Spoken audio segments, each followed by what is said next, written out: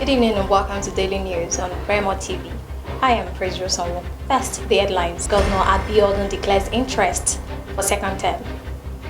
Ogun Deputy Governor seeks support for Adopt a School program. Tinubu is our rallying point, Sanwo-Olu tells Amechi. Federal government trains 177 youths in smartphone repairs with 5.9 billion naira. Federal government moves to wield powers of ASO.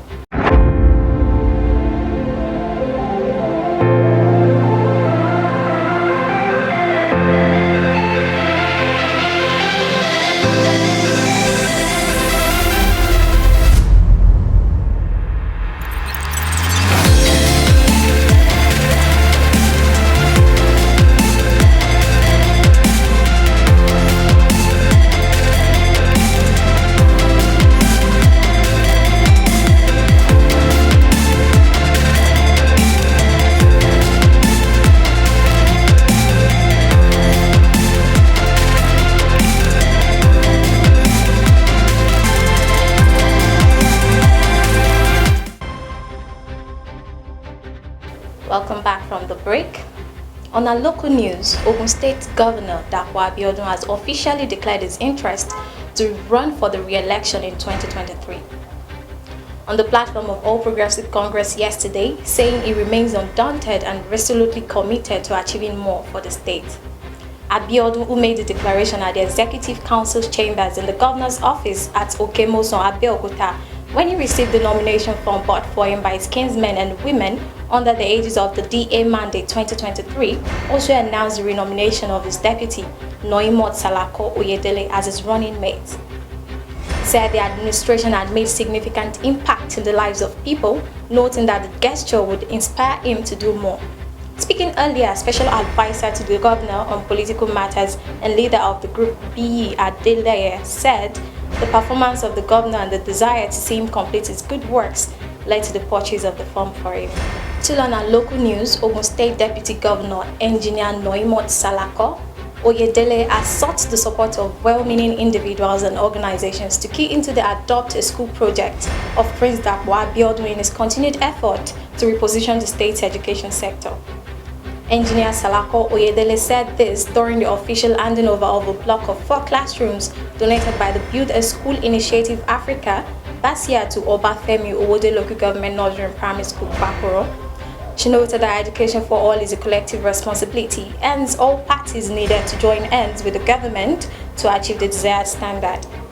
She added that apart from improving on the infrastructural deficit and present administration met on ground, it had also identified that if properly motivated, learners and teachers will be duly encouraged. The Deputy Governor applauded the group led by its President Dr. Victor Ukorebi for being worthy partners in progress with the state government. Now, national news, the Lagos State Governor Mr. Babajide Sanwo-Olu has told presidential aspirant Mr. Rotimi Amechi that the ambition of Asiwaju Bola Tinubu remains the rallying point of Lagos. Sanwo-Olu said this while receiving the Minister of Transportation yesterday in Marina, Lagos. Both Amechi and the former governor of Lagos, Tinubu, are presidential aspirants under the All Progressives Congress.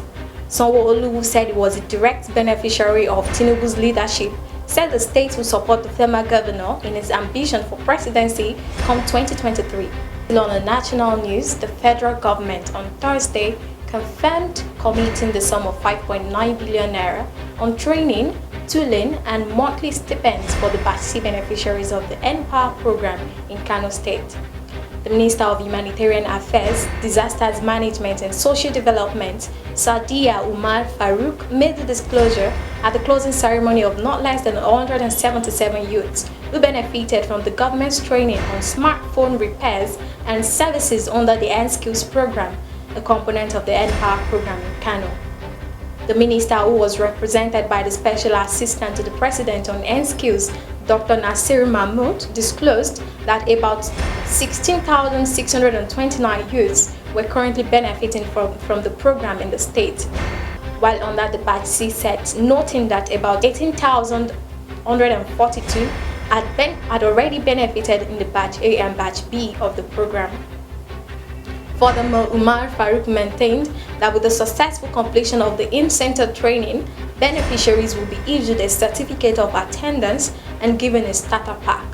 This is consistent with the national aspiration of leaving 100 million Nigerians out of poverty in 10 years. Last news today, the federal government has declared that ASUU cannot dictate to the federal government how they should be paid. While ordering the Academic Staff Union of Universities ASUU to embrace Integrated Personnel Payroll and Information System, IPPS has a recognized platform for payment of federal workers. Minister of State for Education, Honorable Chukwuemeka Nwaju stated this on Wednesday in Abuja shortly after declaring his intention to run for the office of the president in 2023 elections. While feeding questions from newsmen, the minister said the federal government is working out a plan to fully implement the Universities Autonomy Act by granting universities financial autonomy. However, ASUU has insisted that its members would not resume work until the federal government implements the Lecturers' Preferred Payment System, known as the University Transparency and Accountability Solution (UTAS). But Nwaju said the federal government funding is very limited because of additional challenges of security and infrastructure. So, government can only borrow money to build special infrastructure like railway and not to pay people, he said.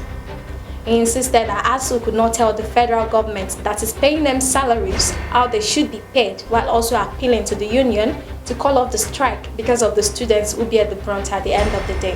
That's it for daily news on Remo TV. For more news updates, you can follow us on our social media platforms: Facebook, Twitter, Instagram, and YouTube at Official Remo TV. You can also visit our website www.remotv.com.ng.